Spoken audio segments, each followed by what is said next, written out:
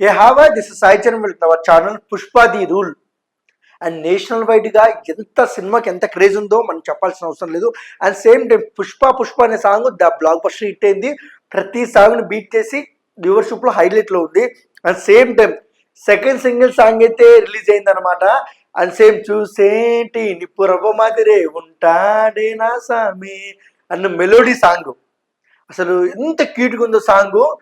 ఎలా అనిపిస్తుందో నా ముందైతే పద్మావతి గారు ఉన్నారు, ఆవిడని అడిగి తెలుసుకుందాం. And Padmavati, first of all నిప్పు రవ్వ లాంటి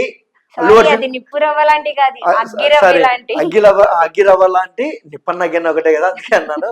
అగ్గి రవ్వ లాంటి అల్లు అర్జున్ గారు, ఒక ఫ్లవర్ లాంటి రష్మిక గారు, శ్రీవల్లి గారు, ఇద్దరి మధ్య ఎలా ఉంది సాంగ్.